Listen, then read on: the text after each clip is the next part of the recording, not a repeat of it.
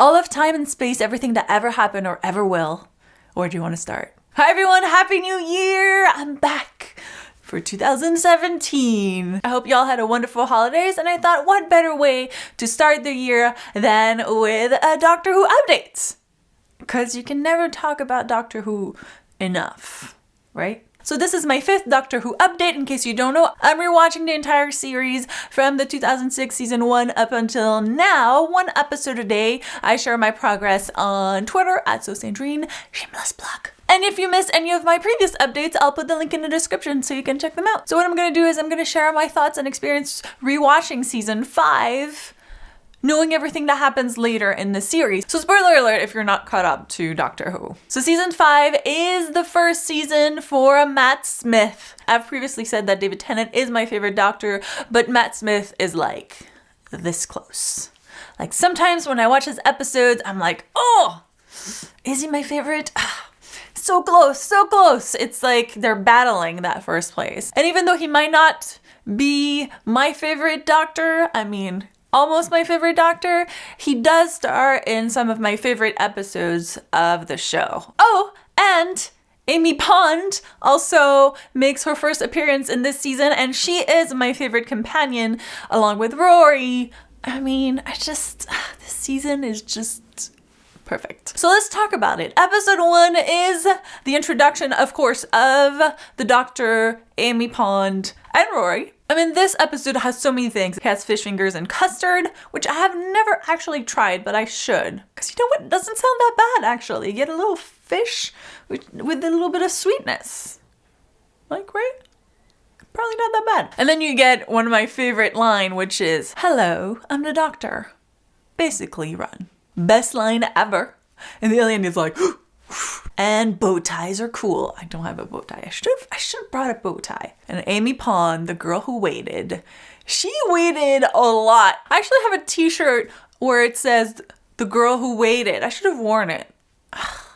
Fail, Sandrine. So much fail for this video. It's just crazy. I did not remember that they already talked about it in the first episode, because obviously she waited from her being a kid to being a grown-up, and then she waited another 2 years, and then we also know that in the future episodes she also waits her whole life, which is crazy. And technically she also waits like 2,000 years in the Pandorica. Episode 2 is one of my favorite episodes of Doctor Who ever. It's The Beast Below. And to this day, I just get so emotional whenever they realize that the beast that they've been torturing for all these years actually came to help them.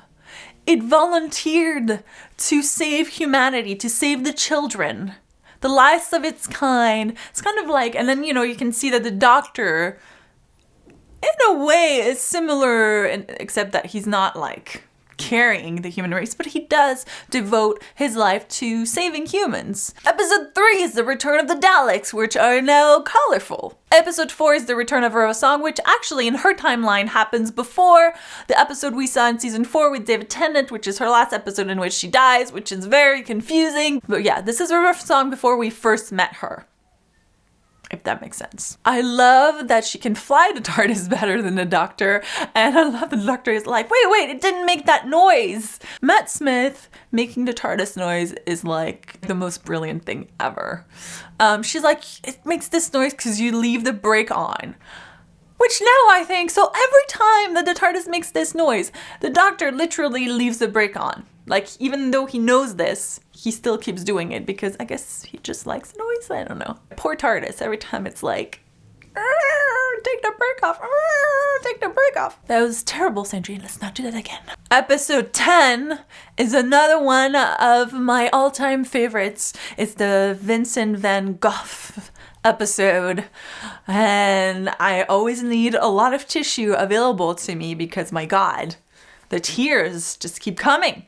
I mean, I cry anticipating what's gonna happen. I cry watching the episode from the beginning because I'm like, oh, that ending is just so wonderful. It's just coming. It's coming in like 45 minutes. Episode 11 is the James Corden episode. I love James Corden. Episode 12, the Pandorica.